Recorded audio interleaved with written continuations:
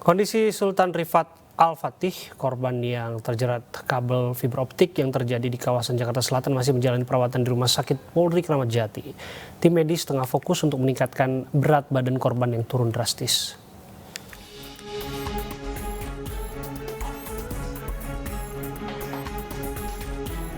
Sultan Rifat Al-Fatih, pemuda 20 tahun, korban terjerat kabel fiber optik di Jalan Pangeran Antasari, Kebayoran Baru, Jakarta Selatan, saat ini masih menjalani perawatan di Rumah Sakit Polri Kramat Jati, Jakarta Timur.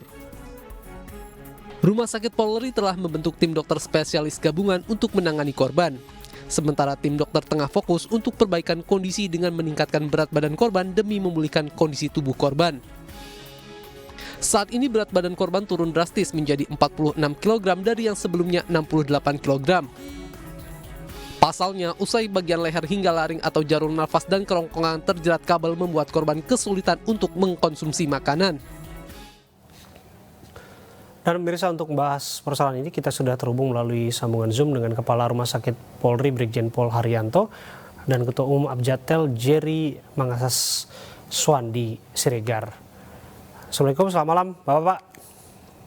Selamat malam Mas Bram, Pak Haryanto, selamat malam, salam sehat selalu. Saya ke Pak Haryanto terlebih dahulu, Dokter Haryanto ya.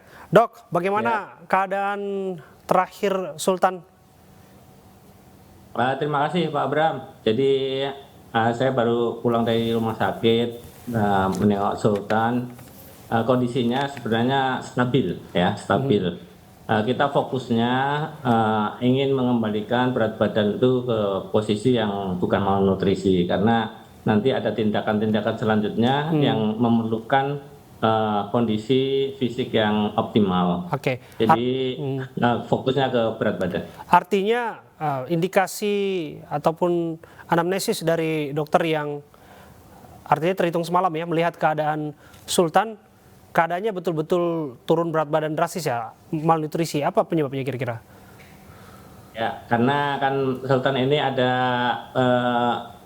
bulan Januari ada kecelakaan, lehernya itu kena kabel jeratan itu, yang akhirnya kabel itu akan membuat jalan napasnya terganggu, kemudian sampai saraf untuk menelan dan sebagainya ini terganggu juga, sampai kerongkongannya juga ikut terganggu. Makanya kerongkongannya kan pasca operasi, tapi belum, untuk refleks menelannya belum ada. Dan untuk lehernya ini, untuk saluran napasnya juga saat ini masih memerlukan kanul atau saluran untuk nafasnya. Oke, artinya semata-mata ini semua karena, mohon maaf saya menggunakan istilah awam tuh, tenggorokannya yang mengalami kerusakan parah setelah kecelakaan tersebut, sehingga pada akhirnya asupan makanan harus masuk lewat hidung, sebagaimana saya lihat sendiri juga itu dok. Dan itulah yang membuat dirinya sampai saat ini terindikasi malnutrisi ya, begitu ya dok ya? Iya, betul. Oke dok, sebelum saya ke Pak Jerry, saya mau ke dokter. Dok, tim gabungan sudah dibentuk. Adakah semacam harapan, secercah harapan bagi Sultan untuk bisa kembali ke keadaannya seperti sedia kala? Keadaannya saat ini kan memang sudah tidak bisa makan, minum layaknya biasanya. Kemudian juga kita dengar juga beliau juga tidak bisa bersuara lagi. Adakah kemungkinan itu bisa kembali lagi? Ya, ini malam ini juga sedang ada rapat untuk menilai secara keseluruhan, termasuk berkoordinasi tim dokter ini dengan tim dokter yang merawat sebelumnya, yaitu di Fatmawati dan dari RSCM. Jadi kami sebagai kepala rumah sakit itu akan memfasilitasi apa yang diperlukan untuk kebaikan Ananda ini. Jadi untuk rencana selanjutnya dan bagaimana nanti hasilnya, kami akan berkomunikasi dengan keluarga, dengan pasien, termasuk untuk pelaksanaan tindakan-tindakan untuk memperbaiki ini. Kami maksimalkan peran dokter yang berkolaborasi ini, Pak. Oke, saya ke Bang Jerry. Bang Jerry, kalau Anda bisa jelaskan kepada kami, ini untuk informasi juga kepada publik ya. Kita tahu kan kabel yang semrawut, kabel menjuntai itu masih ada di ibu kota, dan peristiwa ini harapannya tidak terjadi bagi siapapun di luar sana, tapi potensi itu masih bisa saja terjadi. Keadaan yang membuat Sultan seperti ini sekarang itu apa faktor utamanya? Apa memang betul karena memang kabel fiber optik itu memang sangat berbahaya jika bersentuhan dengan tubuh manusia? Ya, baik. Selamat malam Pak Abraham, Pak Brigjen. Salam kenal Pak Arianto. Saya mewakili keluarga besar Abjatel menaruh prihatin dan sangat simpatik atas kejadian, menyampaikan mohon maaf yang sebesar-besarnya, tidak juga dengan kasus adik kita, Saudara Sultan. Ada 2 kasus ya, di seberang juga yang bersamaan, dan ada daerah-daerah yang lain juga yang mungkin belum bisa dibicarakan dengan eksplisit malam ini. Jadi saya mau memberikan suatu keterangan secara sederhana. Pertama, sektor telekomunikasi di bawah Kominfo ada aturannya. Nah, sehingga akhirnya di samping dengan aturan di Kementerian Kominfo sebagai industri telekomunikasi, ada peraturan Menteri PUPR nomor 20 tahun 2010, di mana di sana juga dapat dilihat di paragraf 3 bangunan dan jaringan utilitas pasal 12 di huruf nomor poin 6, bangunan dan jaringan utilitas di atas tanah harus diletakkan pada ketinggian paling rendah 5 meter dari permukaan jalan tertinggi. Itu yang pertama.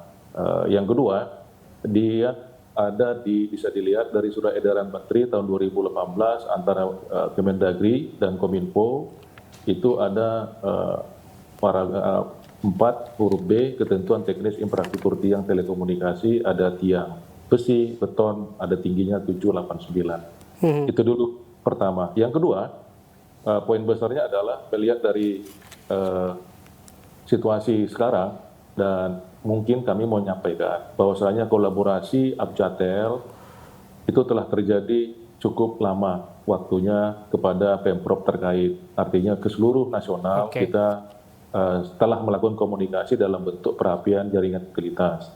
Perapian jaringan utilitas itu dibagi 3, Pak Abraham, Pak Brigjen. Sederhananya Anda bisa jelaskan tidak kepada kami mengapa kemudian kalau kita lihat jalan-jalan ibu kota saat ini masih semrawut, dan bahkan Anda sudah singgung tadi, belum lama ini juga pengemudi ojek online juga meninggal dunia di Palmerah.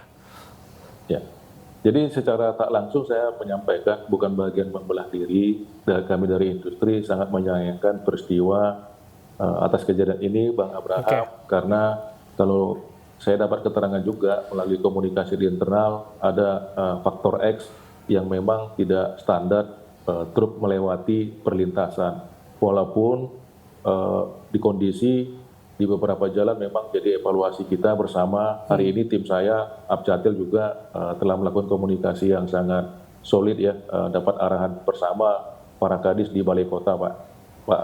Terima kasih Pak Heru Budi.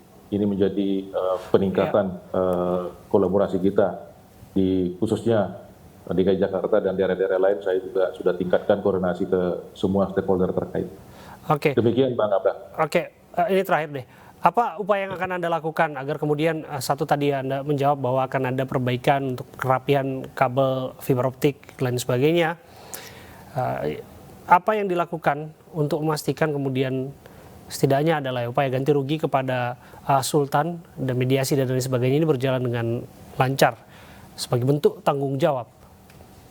Ya, jadi pertama upaya secara asosiasi kita bergandeng tangan dengan OPD terkait, Pemprov atau Pemda, terhadap perapian jaringan utilitas yang ada di seluruh Indonesia, bukan hanya DKI Jakarta, Bang Abraham. Perapian jaringan utilitas itu dibagi 3. Pertama, crimping kabel, artinya kabel-kabel yang sagging atau turun tidak sesuai dengan standarnya, itu diurus bersama-sama semua stakeholder termasuk dari industri. Itu yang pertama. Perapian yang kedua adalah mungkin Bang Abraham pernah melihat atau Brigjen izin menyampaikan terdapat di beberapa ruas jalan di seluruh DKI Jakarta, bahkan se-Jabodetabek kita lagi nurun kabel udara ke kabel tanam. Ketiga, kita juga kolaborasi dalam bentuk SJUT, sarana jaringan utilitas terpadu, di mana memang dalam perdanya masih berproses. Kedua, terhadap adik kita, ya saudara Sultan. Nah, kita memang mendapat konfirmasi juga dari manajemen Bali Tower masih dalam proses dan secara manajemen telah menyampaikan konversi pers. Oke. Ya, Pak Haryanto, terakhir upaya apa yang harus dilakukan dan mesti dilakukan? Tindakan apa yang dilakukan terhadap Sultan oleh tim gabungan dokter yang Anda sebutkan sampai malam hari ini terus rapat?